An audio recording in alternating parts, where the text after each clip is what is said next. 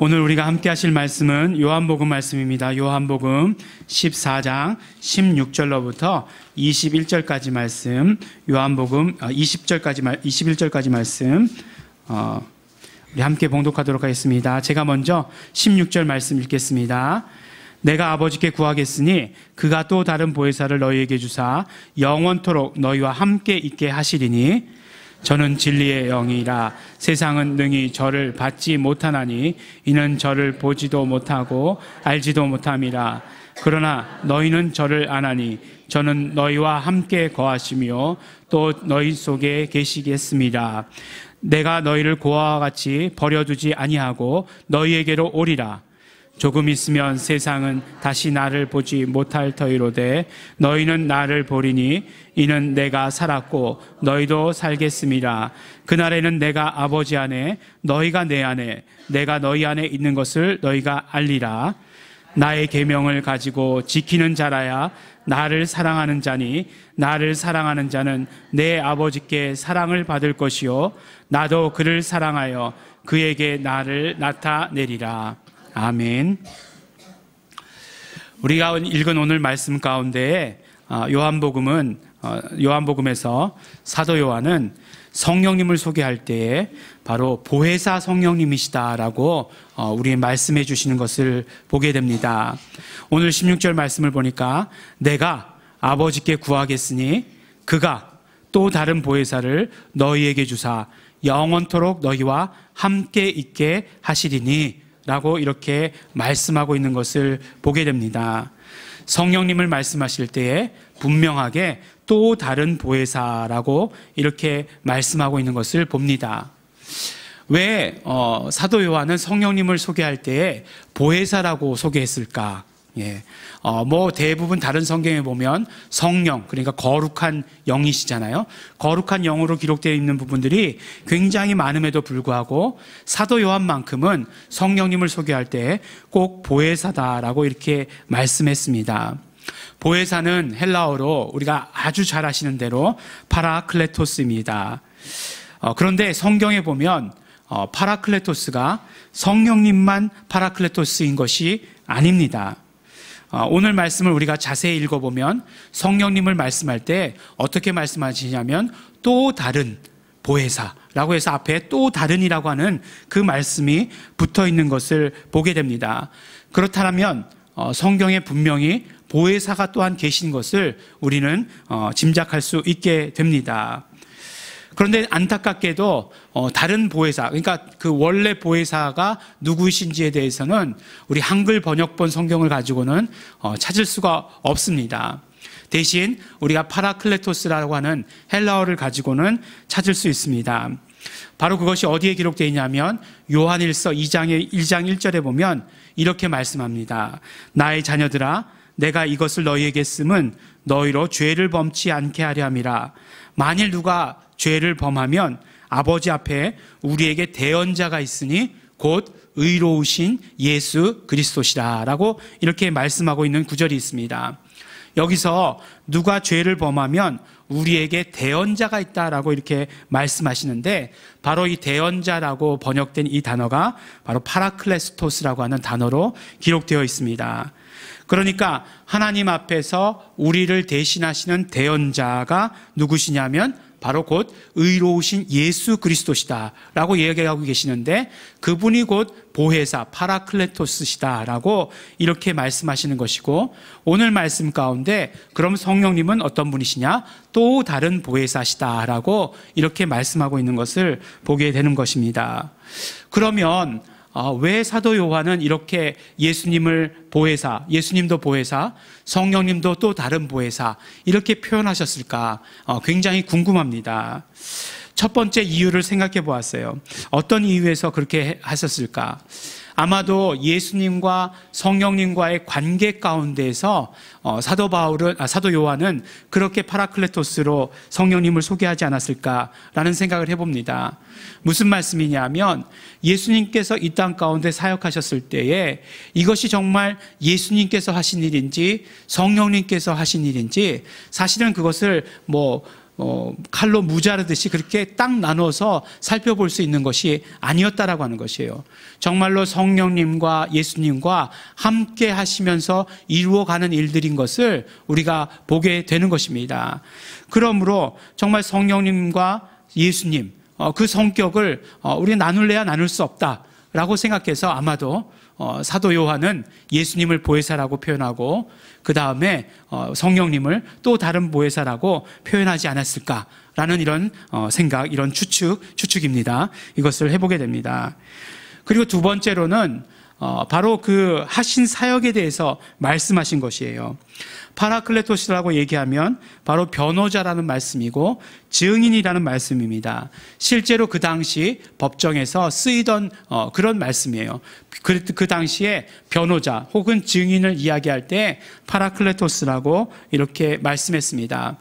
근데 보니까 요한일서 2장 1절에서 보니까 예수님을 대언자다라고 얘기한 것은 그 뜻을 어느 정도 표현한 것이다라고 이렇게 생각합니다. 대신 말씀해 주시는 분이잖아요. 그러니까 변호자이시고 증인이시다라고 이렇게 말씀해 주신 것이죠.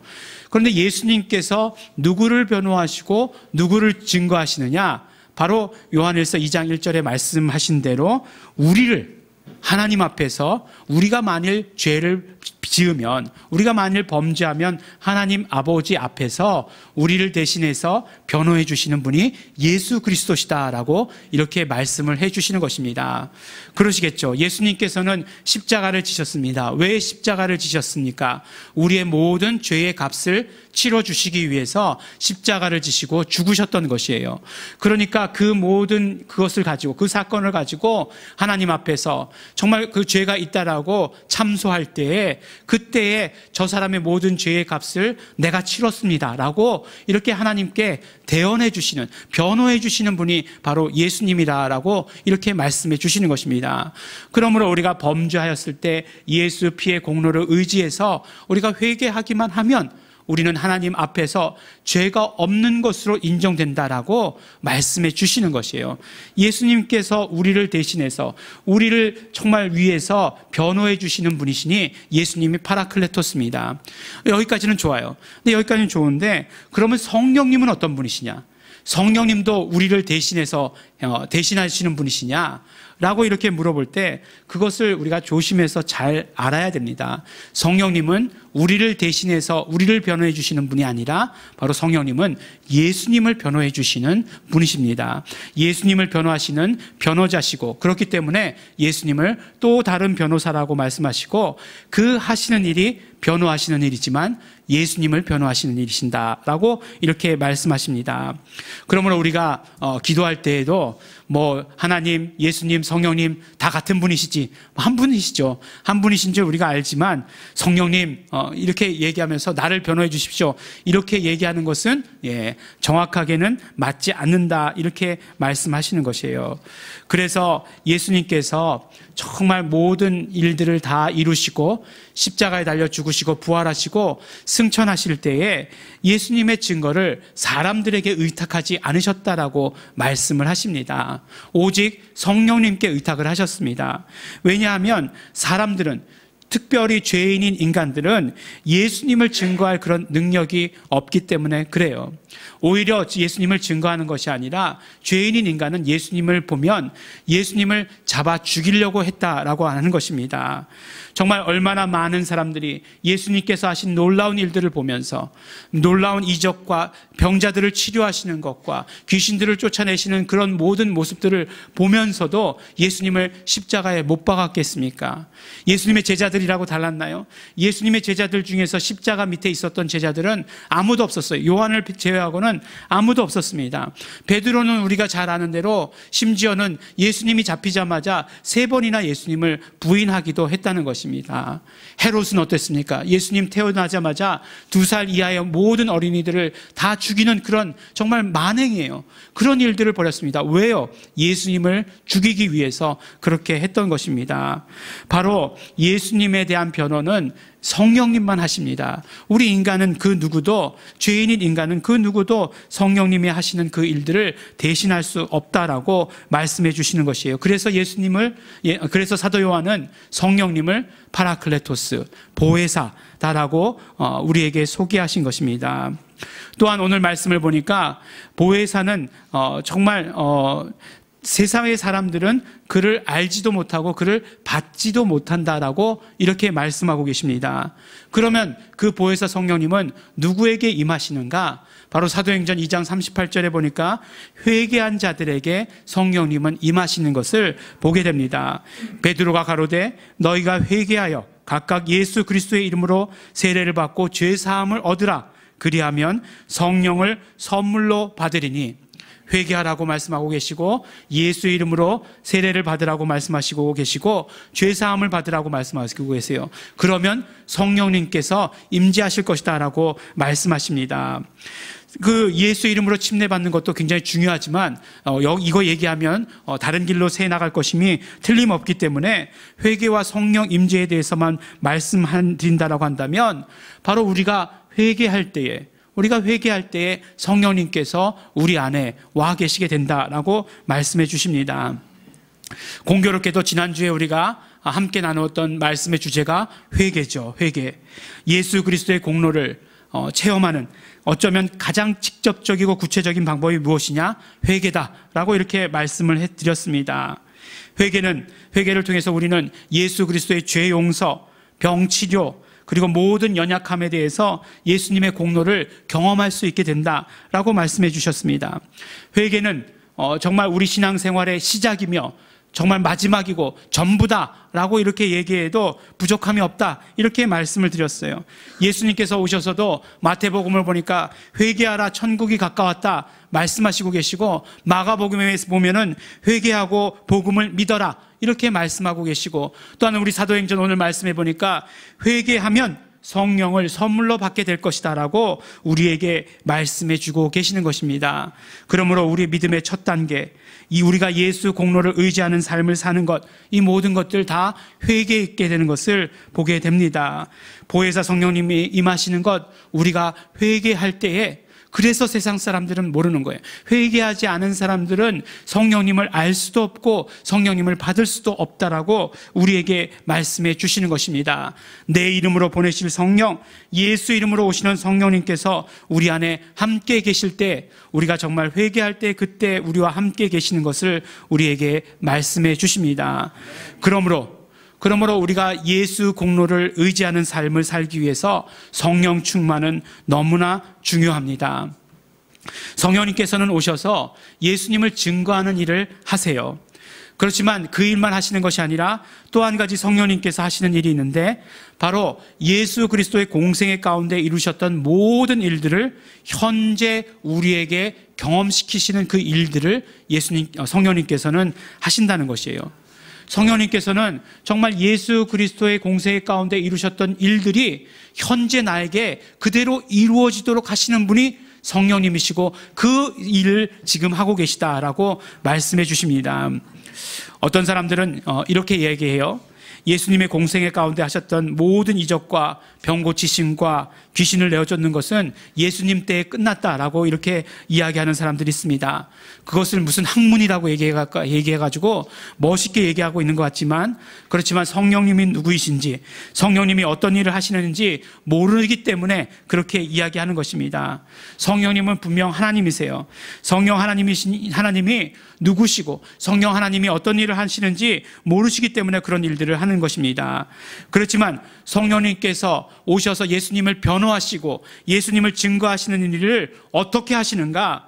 바로 예수님께서 하셨던 모든 일들이 현재 우리에게도 이루어지게 하심으로 말미암아 예수님의 변호와 예수님의 증거를 오늘 우리에게 하고 있는 것을 우리는 알 수 있습니다. 바로 사도행전을 통해서 우리는 그것을 아주 여러 증거들을 볼 수 있게 되는 것이에요. 사도행전을 보면 예수님께서 제자들에게 정말 성령님께서 임하시기 전까지 모여서 기도하라고 말씀을 하십니다. 그 예수님께서 정말 부활하시고 승천하시면서 자, 이제 내가 이제 올라간다. 이제 니네 차례다. 니네 얼른 나가가지고 너는 저쪽으로 가고 너는 저쪽으로 가고 너는 이방인으로 가고 그래가지고 예수님을 나를 증거해라. 내가 능력은 다 줄게. 이렇게 말씀하실 것 같은데 그러지 않으셨어요. 예. 그러지 않으시고 뭐라고 얘기하셨냐 하면은 성령이 임하시기까지 모여서 기도해라. 이렇게 말씀을 하셨습니다. 그래서 정말 성령님께서 임하시기 전에 모여서 이들은 마가의 다락방에 모여서 기도했습니다. 그리고 오순절이 되자 성령님께서 임하셨어요. 성령님께서 임하시자 이들에게 정말 나타나는 것은 무엇이냐면, 사도행전은 무엇을 기록하고 있냐면 바로 예수님의 제자들이 나가서 예수님을 증거하기 시작했다는 것, 이것을 기록하고 있습니다. 또한 그뿐만 아니라 정말 예수님의 제자들에게서 이적과 표적이 드러나기 시작했다라고 하는 것을 기록하고 있는 것이에요. 성령님께서 임하자 예수님께서 공생애 가운데 행하셨던 모든 이적과 표적과 병 고침과 귀신 쫓는 그 모든 것들을 예수님 때와 똑같이 제자들이 행할 수 있게 된 것을 보여주고 계시는 것이에요. 무엇입니까? 바로 성령의 역사하심이에요. 바로 성령님께서 임재하시자 그런 모든 일들이 이루어지게 된 것입니다. 그래서 사도행전을 이야기할 때 어떤 사람들, 많은 사람들이 그렇게 얘기하죠. 사도행전을 성령행전이다라고 이렇게 이야기하지 않습니까? 모든 이적과 표적이 그럼 예수님 때로 끝났어야 되는데 그렇지 않고 계속 이어졌다고 하는 것은 성령님께서 함께 하시면, 성령님께서 함께 하시면 예수 그리스도께서 공생애 가운데 이루신 모든 일들이 그대로 체험될 수 있는 것을 우리에게 보여주시는 것이에요. 그렇다면 그것은 또 예수님의 제자들 때로 끝나느냐? 그렇지 않는 것이죠. 지금 이 시간에도 정말 성령님께서 우리와 함께 하시고 계시기 때문에, 정말 성령님께서 함께 하시기 때문에 예수 그리스도께서 공생애 가운데 이루셨던 그런 모든 일들이 우리에게도 그대로 이루어지게 되는 것을 우리는 보게 되는 것입니다. 예수님 지금 또 오셔서, 성령님께서 지금도 오셔서 예수님을 변호하시고 계시고 예수님의 그런 모든 이루셨던 일들이 현재 우리에게도 이루어지기를 소원하시면서 그대로 이루어가고 계신 것을 우리는 보게 되는 것입니다. 하지만 정말 성령님의 소원과 우리 정말 인간의 모습이 너무나 정말 다른 것을 보게 돼요. 얼마나 많은 사람들이 지금 예수님과 멀어져 가고 있습니까? 얼마나 많은 사람들이 여전히 죄 가운데 행하고 있습니까? 회개하고 복음을 믿어야 합니다. 회개하고 예수님을 영접하고 회개하고 예수 이름을 불러야 합니다. 회개하고 우리가 성령님을 영접해야 하는 것입니다. 예수 그리스도의 공로를 경험하는 삶이라고 하는 것, 결국 무엇입니까? 예수 그리스도의 현재성이 우리 가운데 이루어지는 삶이잖아요. 성령님께서 충만히 우리에게 임하시면 예수 그리스도의 현재성이 우리에게 그대로 이루어지게 되는 것입니다. 우리에게 이적이 일어나는 것이고 병든 자가 치료받는 것입니다. 예수님 때에는 되었는데 지금은 안 된다. 아닙니다. 지금도 됩니다. 성령 충만함이 바로 우리를 예수 그리스도의 공로를 경험하는 삶으로 인도해 주기 때문에 그렇습니다. 그래서 우리는 첫 번째로 회개하고 성령님을 영접해야 합니다. 성령님의 임재는 회개했을 때라고 우리에게 말씀해 주십니다. 그래요. 회개해야 합니다. 이때 성령님은 우리 안에 거하시게 되시는 것이고 우리 안에 거하시는 성령님께서는 우리의 회개를 도우시는 분이십니다. 우리 안에 계신 성령님은 거룩한 분이시죠. 성령님, 그 말뜻 그 자체가 거룩하신 영이니까 거룩하신 하나님이십니다. 그러므로 우리를 성전 삼아서 우리 안에 거하실 때 우리는 항상 우리 스스로를 깨끗하게 해야 하는 것입니다. 이것이 회개입니다. 거룩이라고 하는 것은 죄와 거리가 멉니다. 성령님은 거룩하신데 우리가 만약에 우리를 스스로를 죄로 가득 채우게 되면 성령님은 일하시지 않게 된다는 것이에요. 성령님의 임재하심, 성령님께서 일하시는 것을 우리가 충만히 경험하기 위해서 우리는 회개해야 하는 것입니다. 그렇게 할 때 성령님께서 우리로 말미암아 회개할 수 있도록, 더 회개할 수 있도록 도우신다는 것이에요. 우리가 생각해 볼 때 우리는 우리 스스로 열심히 내가 생각해서 보면 회개할 수 있다라고 이렇게 생각합니다. 하지만 그렇지 않습니다. 지금 우리 인간의 양심대로 보면 점점 이 세상은 회개하기 어려운 그런 세상으로 되어가고 있다는 것이에요. 왜냐하면 죄가 점점 더 많아지기 때문에 그렇습니다. 아니 지나가다 보니까 어떤 사람 빨간불에도 지나가는 거예요. 근데 난 노란불에 지나갔어. 절대로 죄가 아닙니다. 나는 나에게 있어서 그것을 보면은 저 사람 빨간불에 지나갔는데 나는 노란불에 지나갔는데 노란불은 뭐라고요? 노련하게 밟아라. 그러니까 노란불에 지나가고 빨간불은 빨리 밟아라. 뭐 그래가지고 저 사람 빨리 지나갔을지 모르지만 상대적으로 그렇게 보면 그 인간 양심을 가지고 보면 세상은 점점 회개할 것이 없는 그런 세상이 되어가고 있는 것이에요. 예전에는 뭐 보면은 뭔가 이렇게 부끄러움이라는 것이 있었어요. 인간 양심에 비추어 봤을 때 이렇게 하면 참 부끄러운, 남보기에 부끄러운 행위다라고 하는 것들이 있었어요. 근데 지금은 그렇지 않습니다. 뭐 우리나라 얘기를 하면 좀 그러니까 중국에 가서 본 얘기를 할게요. 중국에 가서 보니까 이렇게 한 가족이 있더라고요. 아기를 안고 부부가 이렇게 앉아 있었어요. 근데 이제 뭘 먹고 있었는데 아이스크림 같은 걸 먹고 있었어요. 근데 아기가 먹다가 뭐 보면 다 흘릴 수도 있고 그런 거죠. 근데 통째로 확 뒤집어 엎어버리더라고요. 그리고 나서 어떻게 하는가 가만히 봤더니 눈도 하나 끔쩍 안 해요. 그냥 가만히 있다가 조용히 나가는 거예요. 와, 그래서 마음속에서 너무너무 화가 나는 거예요. 아니 공자 맹자의 나라가 이럴 수가 있는가? 막 그냥 그랬는데 정말 그들에게 있어서 어떤 물질 문명, 그런 뭐 물질 만능주의가 들어오고 나서부터는 그런 것들이 뭐 눈에 보이지가 않게 되는 거예요. 예의도 없어지고 염치도 없어지고 그런 것들에 대해서 아무렇지도 않게 생각하는 거예요. 근데 우리나라도 점점 그런 면에 있어서는 중국을 닮아가더라고요. 이상하게. 그래가지고 그런 것들을 보면 예의도 없어지고 염치도 없어지는 거예요. 요새 젊은 사람들은 어떻게 생각합니까? 아니 내가 돈 내서 이 돈 낸 거에 이런 거 청소하는 거 다 포함되는데 내가 돈을 지불했는데 왜 내가 해야 돼? 뭐 이런 식의 사고방식을 가지고 있어요. 뭐 그러니 뭐 예의니 염치니 뭐 이런 것들은 이미 점점 사라진 지 오래되어가는 그런 세상이 되었습니다. 그런 세상 가운데서 내가 어떤 잘못을 했을 때 죄를 내가 깨닫고 내 양심으로 가책을 느끼고 회개까지 이르게 된다. 도저히 불가능한 일이라고 하는 것이에요. 오직 성령님께서 우리의 죄를 보여주시고 성령님께서 우리의 죄를 드러내 주실 때에 우리는 회개할 수 있습니다. 그런데 그것이 정말 우리가 회개할 때 또 성령님께서 도와주시는 것이에요. 그러니까 우리가 회개로 먼저 들어가야 합니다. 정말 우리의 죄가 생각나는 죄를 내어놓고 성령님께 의지해야 돼요. 그래야 성령님께서 우리를 도우시고 죄가 점점 생각나게 해주시는 것입니다. 이렇게 예전에요. 이렇게 보면 갑자기 이렇게 살다가 문득 옛날 생각이 나는 때가 있어요. 근데 뭐 죄송합니다. 제가 그 교회에서는 그래도 연소한 편인데 옛날 생각난다고 그래가지고 너무 죄송한데 어릴 때 이제 그런 생각이 문득 나더라고요. 그러니까 어릴 때 이제 눈이 왔는데 눈을 뭉쳐가지고 이렇게 하늘로 던졌는데 그것이 어느 유리창에 가서 맞은 것 같아요. 그리고 유리창이 금이 가고 갈라졌어요. 근데 무슨 생각이 나면 그 집 아줌마가 나와가지고 누구 이거 눈 던진 사람 못 봤니? 그랬는데 못 봤다고 그랬어요. 갑자기 이게 생각이 나더라고요. 그래서 이게 왜 생각이 날까? 이렇게 생각을 하다가 회개하라는 말씀인가 보다 라고 이렇게 생각하면서 지금 와서 생각해 보니까 되게 부끄러운 일이더라고요. 되게 부끄럽고 막 그런 사람이 다 목사가 됐어. 그걸 알고 있었던 사람이 나중에 저런 사람이에요 이렇게 얘기하면 참 되게 부끄럽겠다. 막 그런 생각이 들 정도로 부끄러운 생각이 들더라고요.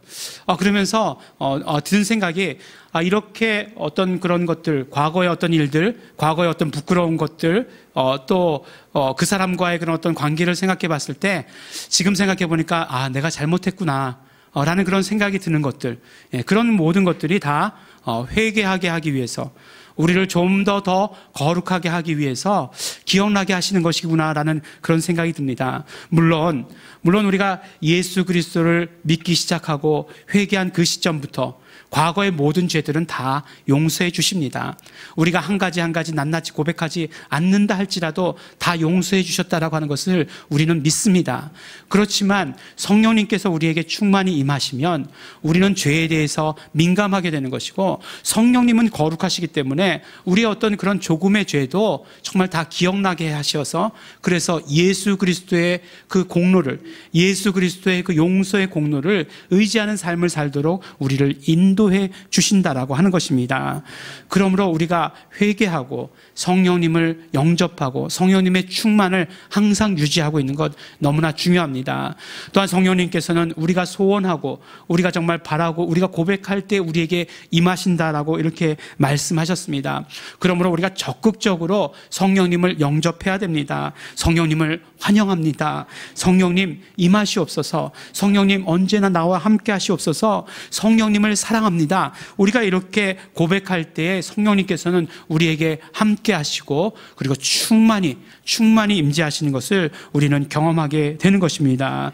또한 두 번째로 우리는 성령님께 순종해야 합니다. 성령님께서는 성령 받은 우리를 정말로 도구로 사용하기를 원하고 계십니다. 성령님께서 하시는 일이 예수 그리스도의 변호를 하시는 일이라고 말씀드렸는데 성령님께서는 우리를 사용하셔서 예수님의 변호를 하게 하시기를 원하고 계세요. 전도하기를 원하고 계시다라고 하는 것입니다. 아직도 세상은 예수님을 인간이다, 예수님을 3대 성인 중에 하나다라고 말씀하고 있어요. 아직도 세상은 예수님의 죽음이 끝이다라고 이야기하고 있습니다. 십자가까지만 이야기하려고 합니다. 예수님은 죽었다라고 말하고 싶어 합니다. 하지만 이 모든 일들에 대해서 우리 성령님을 영접한 우리들은 예수님의 누명을 벗기는 일들을 해야 한다는 것이에요. 우리는 순종해야 합니다. 정말 성령님께 순종해서 우리의 입술을 벌려야 되고 성령님께 순종해서 이것을 이야기하기 위해서 우리의 삶의 장소를, 삶의 자리를 옮길 수도 있어야 하는 것이에요. 우리가 나가서 전할 수도 있어야 하는 것입니다. 오늘날 우리 정말 복음을 위해서 움직여달라는 그 성령님의 음성에 너무나 많은 사람들이 정말 성령님의 그 음성에 차갑게 대하고 있다는 것이에요. 성령님께서 그렇게 말씀하실 때 우리는 그 성령님의 음성에 귀 기울이고 그것에 정말 순종하고 응답하는 그런 삶을 살아야 하는 것입니다. 정말 우리가 작은 일에 충성했을 때, 작은 일에 우리 성령님의 음성에 우리가 순종했을 때에 큰 것으로 함께 하시는 것이고, 작은 일에 순종해도 성령님께서 충만히 임재해 주시는 것을 우리는 경험하게 되는 것입니다. 그래서 정말 점점 더 큰 일들 가운데 우리가 함께 할 수 있게 되는 것이에요. 정말 우리 이 시대가 이제 성령 충만한 시대로 바뀌어져야 됩니다. 이 세대가 성령 충만의 세대로 바뀌어져야 됩니다. 지난주에 우리 청소년들을 위한 유스렘이 있었습니다. 참 그것을 보면서, 우리 청소년들을 보면서 기도하다가 참 안타까운 마음들을 주시더라고요.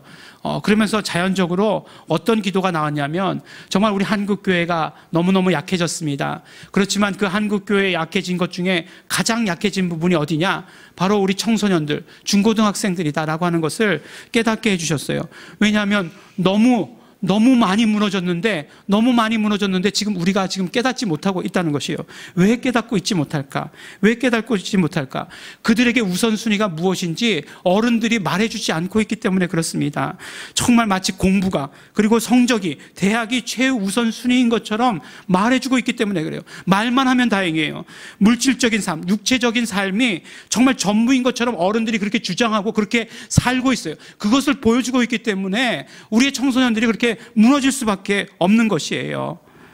정말 성령님 없이도, 예수 없이도 살 수 있다라고 하는 그런 모습들을 지금 한국교회, 한국의 어른들이 보여주고 있기 때문에 그들이 정말 그런 환경 가운데 눌려있고 정말로 죽어가고 있는 그런 정말 청소년들을 바라볼 수밖에 없었다는 것입니다. 성령님께서 그들을 바라보면서 안타까워하시고 탄식하고 계시는 것이에요. 성령님께 쓰임받기를 거부하는 이 세대를 바라보시면서 정말 너무나 안타까워하시고 계시고 너무나 한탄하고 계시는 것을 우리는 보게 됩니다. 이제 우리는 성령님의 말씀 가운데 순종하는 그런 세대로 거듭나야 하는 것입니다. 우리 정말 작은 그런 말씀 가운데서도 거듭나야 하는 것이에요. 저희 이제 둘째 아드님께서 이제 올해 대학을 가셔야 됩니다. 아직 발표는 나지 않았지만 이제 신학교를 가시겠다라고 이렇게 하셔가지고 신학교에 이제 지원을 했습니다. 요새 근데 신학교가요, 다 미달이에요. 그러니까 지원만 하면 웬만하면 갈 수 있습니다. 무엇을 방증하는 걸까요? 이게 정말 예수님을 위해서 뜨겁게 일어났던 그런 세대가 있었어요. 예수님에 대한 말씀만 전하면 나도 나가서 전하겠습니다. 정말 또 사역자가 되지 않는다 할지라도 내가 정말 처한 삶 가운데서 정말 최선을 다해서 예수님을 증거하는 사람이 되겠습니다라고 하던 세대가 있었어요. 정말 어릴 때만 해도, 저 어릴 때만 해도 그랬던 것 같아요. 뭐 아주 옛날 얘기가 아니에요. 아주 옛날 얘기가 아니라 불과 얼마 전에 그랬던 것 같은데, 정말 급격하게 정말 식어버린, 성령님의 역사하심이 식어버린 세대가 되었다라고 하는 것 우리가 분명히 깨닫고 있어야 됩니다. 정말 이 젊은 세대들이 성령님에 대해서 알지 못하고 성령님을 영접하지 못한 그런 세대가 되었다는 것, 우리 부모 세대의 책임이 커요. 지금 어떤 신앙생활의 모습 가운데 그런 모습을 보여주었기 때문에 그렇습니다. 정말로 이것이 더 중요하다, 정말 우리에게 중요한 것은 영적인 문제다라고 하는 것을 자녀들에게 자신 있게 얘기하지 못하기 때문에 그래요. 오히려 뭐라고 얘기하냐면, 그 학생들 중에 그렇게 얘기하는 사람들도 있어요. 나는 부모가 정말 예수 믿기 때문에 종교를 선택할 수 없는 그 환경 가운데서 태어났다, 이렇게 얘기하더라고요. 아니, 정말 부모님 때문에 예수님을 믿게 되었다는 게 얼마나 큰 복인데, 그것이 정말 대를 이어 내려가는 것이 얼마나 영적으로 바라보면 큰 복인 것을 알지 못하고 정말 더러운 것들에 속아가지고 그렇게 얘기하고 있는 것이에요. 더러운 것들에 억눌려 있어요. 정말 그런 삶을 살고 있습니다. 그런 이때 우리가 정말 성령 충만으로 거듭나는 세대가 되어야 합니다. 근데 성령님에 대해서 알지도 못하는 교회들이 많으니 어쩌면 좋아요. 근데 우리 교회는 어떻습니까? 성령님이 누구이신지에 대해서 알고 있어요. 그러므로 우리는 정말 성령 충만한 교회가 되어야 되고, 성령 충만한 세대로 거듭날 수 있도록 우리가 정말 앞장서야 하는 것입니다. 더 열심히 회개해야 하는 것이고, 더 열심히 성령님께서 무슨 조그만 말씀을 하시던지 간에 그 말씀 가운데 우리 순종할 수 있어야 하는 것이에요. 우리 지금 삶의 환경이 어떻든지 간에, 우리 정말 어떤 감정이 어떻든지 간에 그런 것들 조금만 지나보면 아무것도 중요하지 않은 것을 우리는 알게 돼요. 그때 정말 성령님께 순종했던 것이 지금 나에게 얼마나 큰 복으로 돌아오는지 우리는 경험할 수 있게 된다는 것이에요. 그것이 복으로 돌아오지 않는다 할지라도 그것이 우리의 자녀에게로, 자녀의 복으로 갈 것이고 자녀의 자녀의 복으로 이어질 것이라고 하는 것, 분명한 사실이라고 하는 것입니다. 그렇기 때문에 우리가 정말 성령 충만한 삶을 살아야 되는 것이고, 그리고 성령 충만한 삶을 통해서 우리는 예수 그리스도의 공로로 사는 삶이 되어야 한다라고 말씀해 주신 것입니다. 우리 계속해서 예수 공로 의지하는 삶, 예수 공로 의지합니다 라는 그런 주제를 가지고 말씀을 나누고 있습니다. 그런데 예수 공로를 의지하는 삶에 분명한 전제 조건이 있어요. 그것은 무엇이냐면 바로 은혜입니다. 내가 무엇을 어떻게 하는가가 아니라 분명히 은혜예요. 오늘 말씀도 마찬가지입니다. 우리가 어떻게 예수 공로를 의지할 수 있느냐? 성령 충만해야 하는 것이에요. 성령님께서 인도해 주시는 삶이 그러한 삶이 되는 것이에요. 성령님께서 함께 하시는 삶이 그렇습니다. 하지만 동시에 우리가 그것을 위해서 노력도 해야 한다는 것이에요. 은혜의 보좌 앞으로 나아가려는 노력이 있어야 우리가 정말 은혜로 사는 삶을 경험할 수 있듯이, 우리가 정말 성령 충만을 위해서 소원해야 합니다. 회개해야 하는 것이고, 성령님께 우리의 정말 모든 고백을 드려야 하는 것이에요. 성령님을 환영합니다. 성령님 영접하기를 소원합니다. 성령 임재를 소원합니다. 성령님 사랑합니다. 우리가 그렇게 고백 드려야 하는 것입니다. 그래야 회개하고 순종해야 성령 충만을 이루어갈 수 있다라고 말씀해 주시고 계십니다. 성령님께서 오늘 우리에게 말씀해 주십니다. 그 말씀에 우리 귀 기울이시기 바랍니다. 우리가 작은 일에 귀 기울이지 않으면 나중에 큰 것을 말씀하셔도 우리가 들을 수 있는 능력이 없기 때문에 그렇습니다. 우리 정말 성령 충만함으로 말미암아 예수 그리스도의 공로로 사는 삶을 살게 되시기를 바랍니다. 우리 사랑하는 우리 예일중앙교회 성도 여러분, 예수 그리스도의 공로를 경험하는 삶을 우리 성령 충만을 통해서 이루어 가시길 바랍니다. 회개하고 성령 임재를 소원하고 구하고 성령님께 순종함으로 말미암아 성령 충만함이 그대로 이루어지기를 원합니다. 예수 그리스도의 현재성이 우리 삶 가운데 그대로 이루어지는 삶을 살기를 우리 예수 이름으로 다시 한번 축원합니다. 우리 함께 기도하시겠습니다. 이 시간에 우리 기도하실 때에 우리 정말 감사하면서 기도하시기 바랍니다. 우리 예수 그리스도의 공로를 의지할 수 있는 삶, 정말로 성령 충만함으로 말미암아 그렇게 할 수 있도록 축복해 주신 것 너무나 감사하고 고맙습니다. 이 시간에 우리 정말 간절히 구합니다. 소원합니다. 성령님의 임재를 소원합니다. 성령님을 영접합니다. 성령님 함께하여 주시옵소서. 성령님 사랑합니다. 성령님 함께하여 주시옵소서. 성령님 충만히 임재하여 주시옵소서. 우리가 이 모든 것들을 구하고 그러므로 말미암아 정말 내가 성령님께 순종하겠습니다. 결단하시기 바랍니다. 성령님 어떤 말씀을 하시든지 간에 내가 순종하겠습니다. 성령님의 말씀 가운데 순종하겠습니다. 내가 정말 성령 충만한 삶을 살기를 소원합니다. 말씀하여 주시옵소서. 내가 성령 충만한 삶을 살겠습니다. 우리 다 같이 우리 결단하시면서 감사하시면서 우리 소원하시면서 우리 동성으로 기도하시겠습니다.